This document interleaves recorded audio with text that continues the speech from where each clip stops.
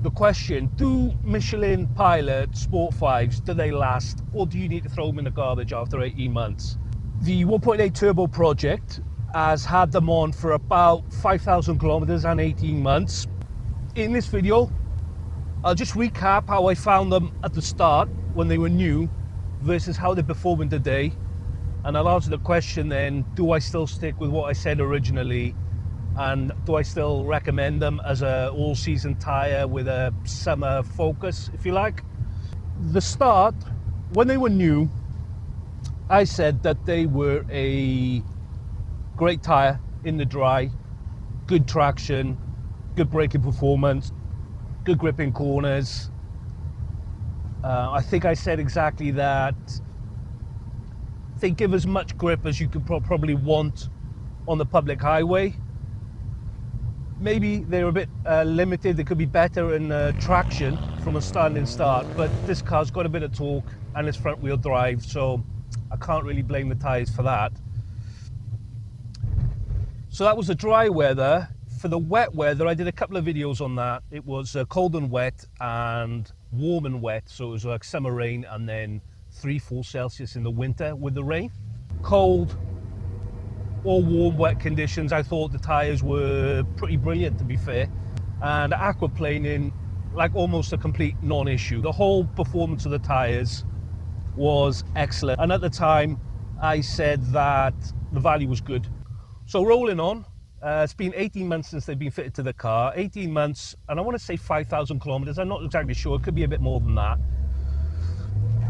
And over that time, the car's been driven, cold, wet conditions, warm, wet conditions, cold, dry, hot, dry, like 40 Celsius plus. And the tyres have been on the car, and this car is outside 24/7. It's always outside, so they've been fully exposed to the elements. So with that being said, what's the dry performance like now? Honestly, I can't say I've noticed any difference or any degradation in the performance of the tyres in dry conditions. I'd say the peak performance of the tyres is as good as they were when they were new. Maybe, if I was going to say anything, I'd say maybe they're a bit better than when they were new. That's peak performance, but it's not all puppies and rainbows. There's one thing that I have noticed where perhaps they're not as good as they were when they were new, and that's when the tyres are cold. There does seem to be a bigger difference between the cold performance and the hot performance. It's noticeable. It's noticeable. So if you're driving around, I'll give an example. So if you're driving around town, stop-start traffic, you've got no heat in the tyres, and then you enter a motorway or the road frees up and you can put your foot down. I do notice that the traction is a little bit lacking for the first few seconds, like 4 or 5 seconds, until you put in some 4 or 5 seconds of putting some force into the tyres, and then they start to grip. But the first few seconds, you do notice that, well, I think I notice at least, that the grip is not 100% what I was expecting it to be. Now, that may have happened when they were new. It may have been like that when they were new, but it was not something that I noticed like every time I drove the car, but it is now. So that's the dry performance. Regards to tyres in the wet, honestly, I don't notice any degradation with them in the wet. I'd say they are as good as they were when they were new. With regards to the miscellaneous stuff, noise, ride comfort, holding tyre pressures, again, I don't see any difference with them from when they were new. Oof. I don't see any difference with them when they were new versus now. I'd say they're as good as they were then.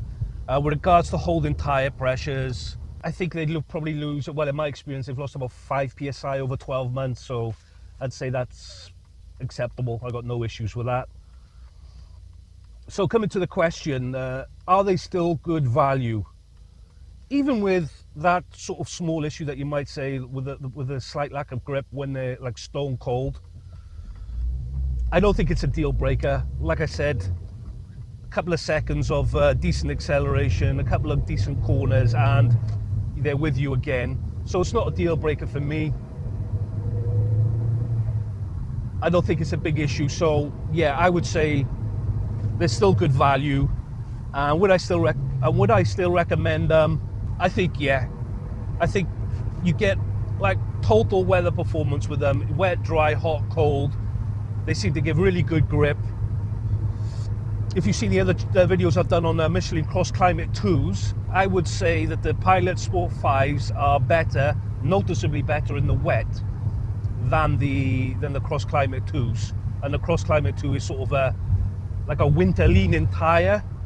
So even though the PS5s are not a winter leaning tyre, I think their performance when it's cold, when it's wet, is still excellent. Long story short, I think they last fantastically. The PS5s, like I said, outdoors, all year round, baking heat, cold weather, and I think they're still performing brilliantly. So at least after 18 months and say 5,000 kilometers approximately, yeah, I'd say they last fine. I don't see any sign with them yet that I'm becoming a bit dissatisfied with their performance or I'm noticing a drop off.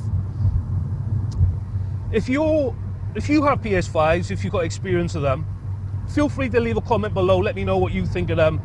Their wet performance, their dry performance, their performance in different temperatures. I'd like to see how other people have found them, just to see if I'm in the ballpark on my opinions or not, you know. So that's it, guys. Thanks for watching. Give it a thumbs up if you liked it. Subscribe to the channel if you're not a subscriber. Look after yourselves, and I'll see you again in the next video.